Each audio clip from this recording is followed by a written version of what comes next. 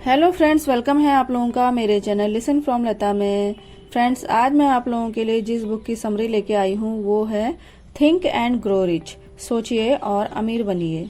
Napoleon hills के द्वारा इस बुक को लिखा गया है।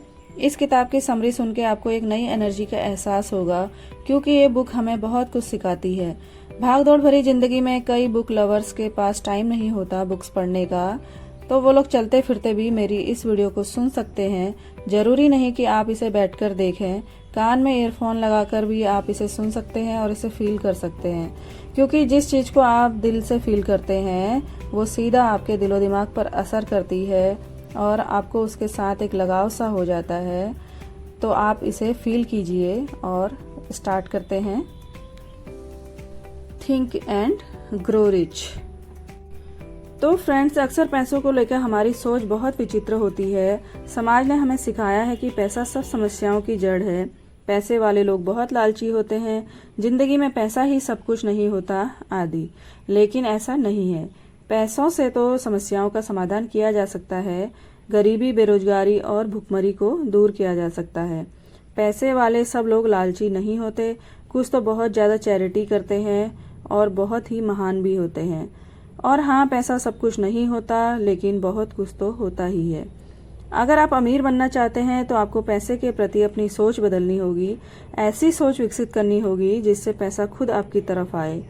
इस बुक में लेखक ने कुछ प्रिंसिपल दिए हैं जिन्हें अपनाकर आप पैसे के प्रति एक पॉजिटिव सोच पैदा कर सकते हैं। फिर उस सोच के जरिए आप खुद भी एक दिन बहुत अमीर बन सकते हैं। आइए अब इन सब पॉइंट्स को अच्छे से समझते हैं। पहला है डिजायर। रिच बनना है तो आपके मन में पैसे के लिए जबरदस्त डिजायर होनी चाहिए। अगर कोई आपके सिर को पकड़कर पानी में डुबो देता है और कुछ देर पानी के अंदर ही दबाए रखता है तो क्या होगा? थोड़ी देर में आपका दम घुटने लगेगा, आप छटपटाने लगेंगे। तो उस समय आपकी सबसे बड़ी जरूरत या डिजायर क्या होगी? आप बोलेंगे ऑक्सीजन। तो दोस्तों, पैसों की डिजायर भी आप में उतनी ही ज्यादा होनी चाहिए जितनी की ऑक्सीजन की। अगर आप ये बोलते हैं कि मुझे ज्यादा पैसों की इच्छा नहीं है तो ऐसा बोलना बंद कर दीजिए, क्योंकि आपका दिमाग सोचेगा कि जब आपको पैसों की इच्छा ही नहीं है तो फिर मैं उसे पाने के तरीकों के बारे में क्यों सोचूं, और आपको कभी भी नए आइडियाज नहीं आएंगे। तो आप ऐसा कभी ना बोलें कि मुझे ज्यादा पैसों की इच्छा नहीं है। ये बोलना आप बिल्कुल बंद कर दीजिए। लेखक ने डिजायर से संबंधित 4 स्टेप बताए हैं। सबसे पहले आप एक कागज पर लिखें कि आपको कितना पैसा चाहिए। दूसरे नंबर पर फिर ये लिखें कि आप इतना पैसा कैसे कमाएंगे। तीसरे नंबर पर आप ये लिखें कि किस साल की किस तारीख को आप इतना पैसा कमा लेंगे। फोर्थ में आप लिखें कि कोई प्लान जो आप उस टारगेट को हासिल करने के लिए अपना प्लान जो बनाएंगे उसको आपने लिखना है।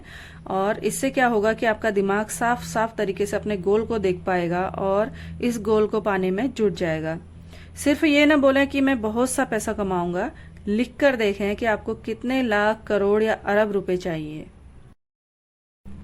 दूसरे नंबर पर है फेथ, विश्वास रखना। पैसे की प्रबल इच्छा पैदा करने के बाद आपको खुद पर विश्वास पैदा करना होगा कि हाँ, मैं सच में ज्यादा पैसे कमा सकता हूँ। अगर आप ये सोचे कि नहीं, पैसा तो अमीर लोग ही बना सकते हैं, तो आप हमेशा गरीब ही रहेंगे। नेगेटिव विचारों को अपने आसपास बिल्कुल भी ना आने दें, क्योंकि बहुत से गरीब लोग भी मेहनत करके अमीर बन जाते हैं। धीरू भाई भी पहले से अमीर नहीं थे, लेकिन आज रिलायंस वर्ल्ड की जानी मानी कंपनी बन चुकी है।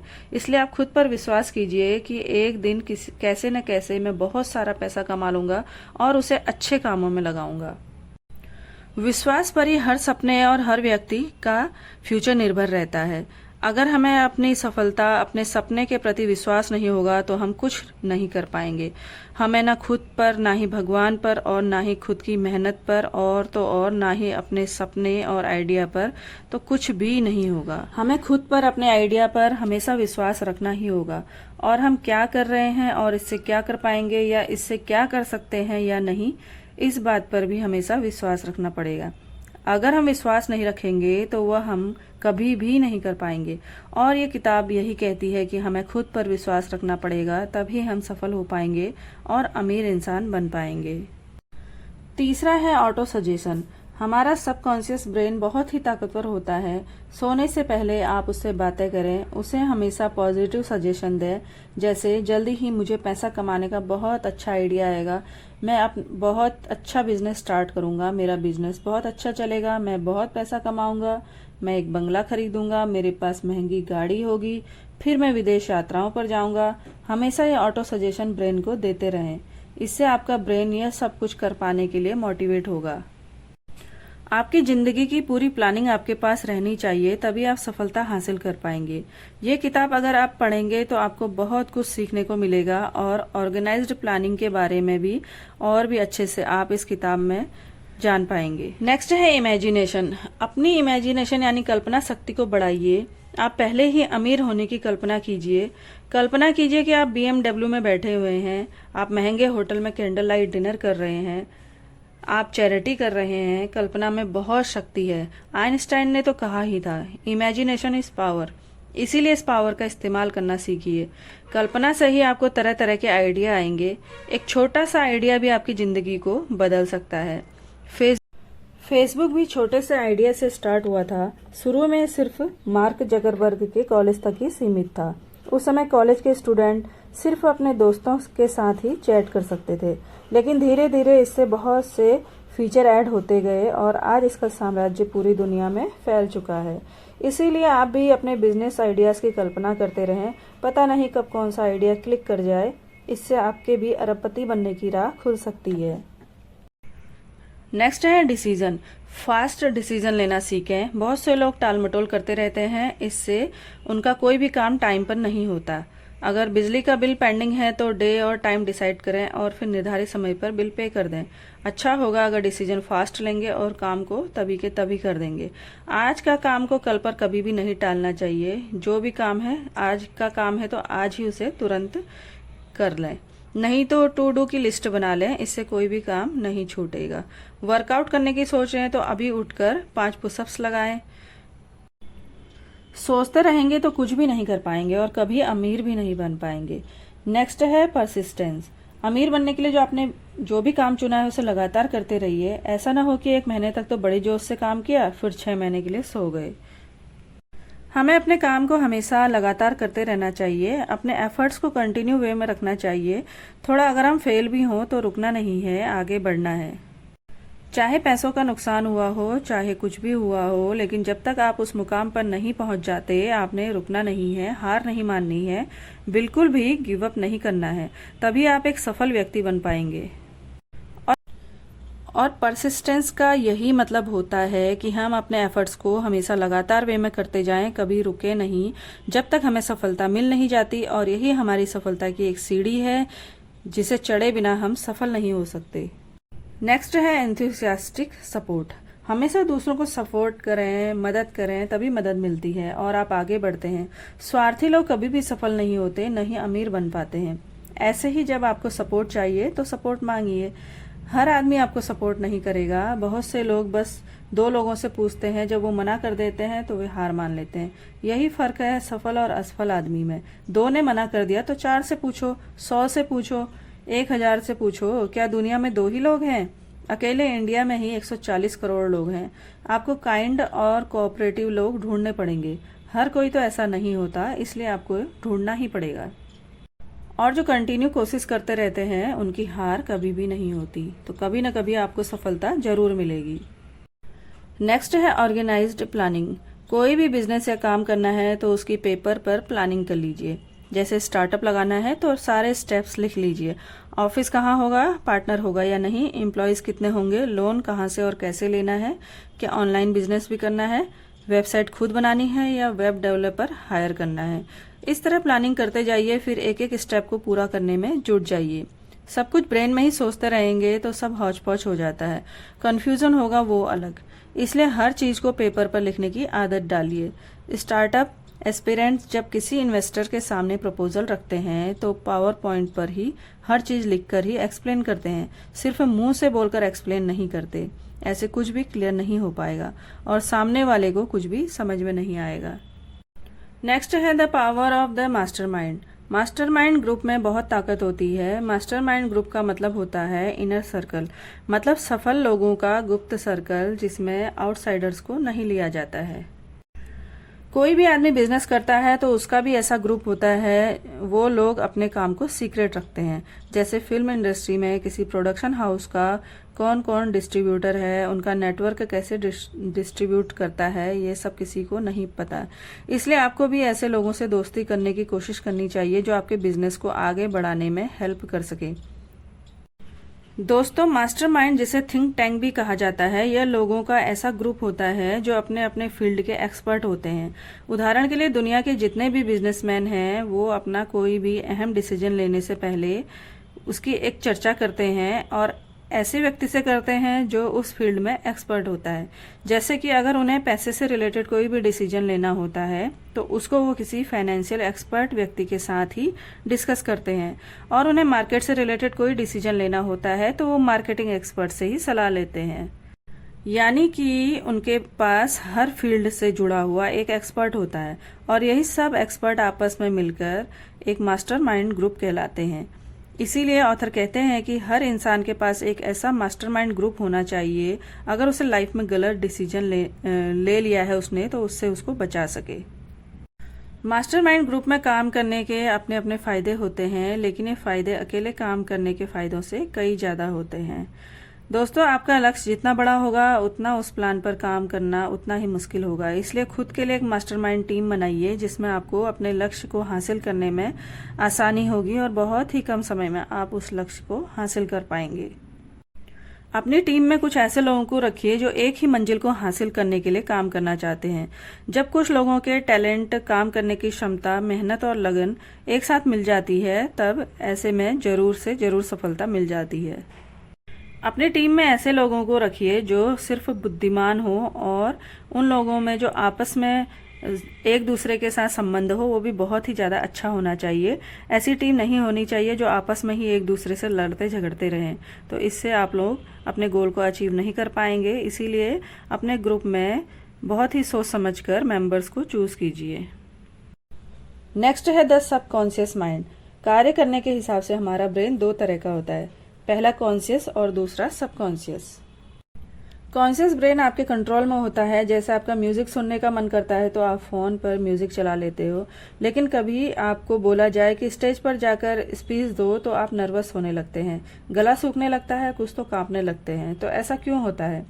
आपने तो ब्रेन को नहीं बोला कि आपको नर्वस कर दे, गला सूखने दे या बॉडी कांपने लगे। ऐसा लगता है सब कुछ आपकी इच्छा के विरुद्ध अपने आप ऑटोमेटिक तरीके से हो रहा है। तो ये सब आपका सबकॉन्शियस माइंड कर रहा होता है जो आपके कंट्रोल में नहीं होता। लेकिन सबकॉन्शियस ब्रेन बहुत ही ज्यादा ताकतवर होता है। इसे अगर आप कंट्रोल करना सीख गए तो आप कुछ भी बन सकते हैं। तो जब आपको नींद आ रही होती है उस समय सबकॉन्शियस ब्रेन बहुत एक्टिव होता है, क्योंकि कॉन्शियस तो सोने के लिए चला जाता है। इसलिए उस समय अपने सबकॉन्शियस ब्रेन से बातें करें, उससे रिक्वेस्ट करें कि मेरे लिए अमीर बनने का आइडिया ढूंढो। फिर जब आप सो जाएंगे तो आपके दिमाग के अंदर सबकॉन्शियस ब्रेन आइडिया ढूंढने में लग जाएगा, और हो सकता है अगले दिन जब आप उठें तो आपको कोई ना कोई आइडिया मिल ही जाए।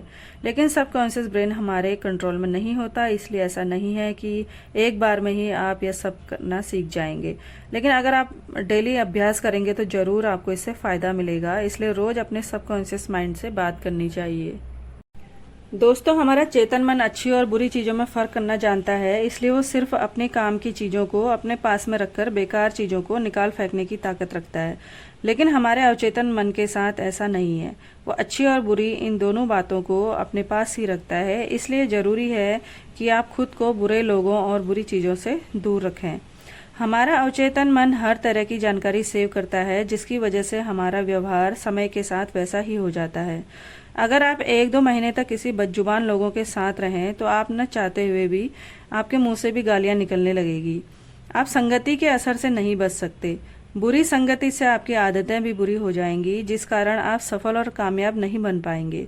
अगर आप चाहते हैं कि आपका व्यवहार अच्छा हो तो आप अच्छा सोचिए और अच्छे लोगों के साथ रहिए। ऐसा करने से आपका व्यवहार अच्छा हो जाएगा और आप सफल और कामयाब आदमी बन जाएंगे।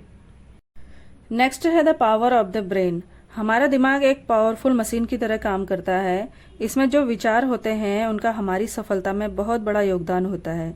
हमें अपने दिमाग को पावरफुल बनाने के लिए हमेशा प्रयास करते रहना चाहिए। इसके लिए आप बुक्स रीड कर सकते हैं, क्विज गेम खेल सकते हैं। एक पावरफुल दिमाग आपको सफलता दिला सकता है।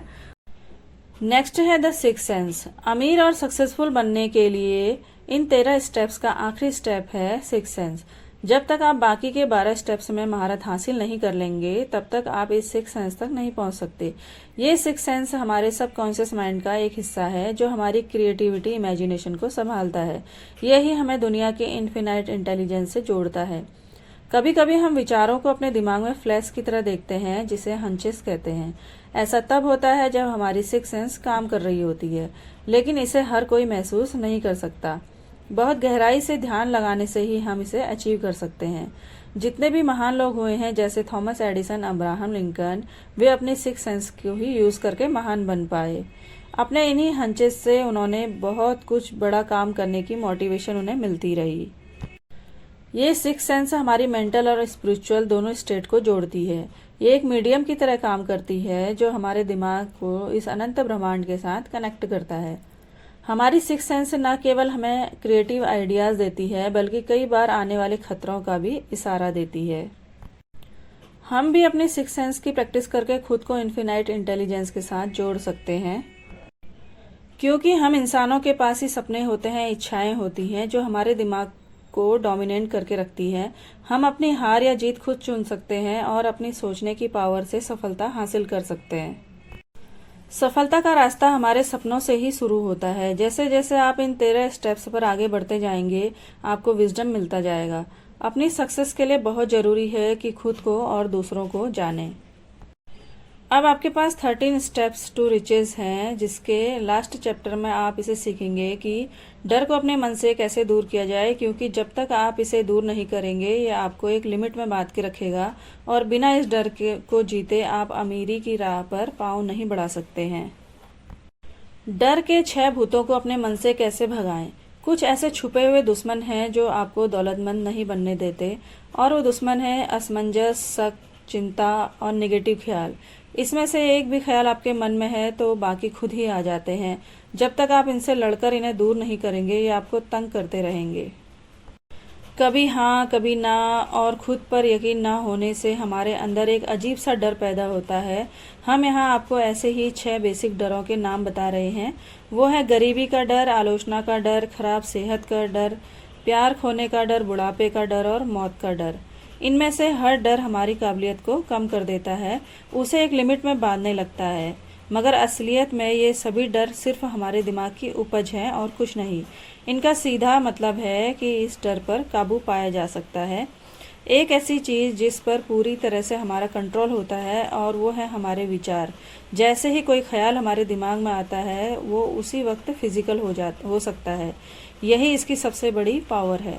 जो ख्याल आपके दिमाग में घूम रहे होते हैं, वही आपकी सोशल, प्रोफेशनल और फाइनेंशियल डेस्टिनी बन जाते हैं। जब आप लगातार बीमारी के बारे में सोचते हैं तो सच में बीमार पड़ने लगते हैं, ये मानी हुई बात है। इसीलिए तो कहते हैं कि हमें अपनी विल पावर पर काम करना चाहिए, अपनी विल पावर को स्ट्रॉन्ग करना चाहिए। जैसा हम सोचते हैं वही हम बनते हैं। जब कोई आपकी आलोचना करे तो उसे दिल पर ना लें। अपनी विल पावर को क्रिटिक्स से कमजोर ना होने दें। उन रिश्तेदारों के बिल्कुल भी ना सुने जो आपसे ये कहते हैं कि आप ये नहीं कर सकते। अपने दिमाग के दरवाजे उन लोगों के लिए बंद कर दें जो आपको हर तरह से डिप्रेस या डिस्करेज करते हैं। खुद को हर चिंता से दूर रखें। ये कभी ना सोचें कि लोग क्या कहेंगे। बुढ़ापे और मौत की हकीकत को स्वीकार करें, क्योंकि ये एक दिन सभी को आएगी। अगर आप प्यार को खोने से डरते हैं तो खुद से प्यार करना सीख लें। जिंदगी में ऐसा कुछ भी नहीं जिसकी वजह से आपको चिंता करनी पड़े। अपने लिए मन की शांति और खुशियाँ चुनें। तो दोस्तों, कैसी लगी आप लोगों को आज की मेरी इस बुक की समरी को बताने का तरीका। तो मिलते हैं नेक्स्ट वीडियो में। आप इसे ज़्यादा से ज़्यादा शेयर करें और लाइक कर दीजिए। कमेंट करना ना भूलें आप लोगों को ये बुक कैसी लगी। तो मिलते हैं हम नेक्स्ट वीडियो में। तब तक के लिए bye bye. Thank you so much.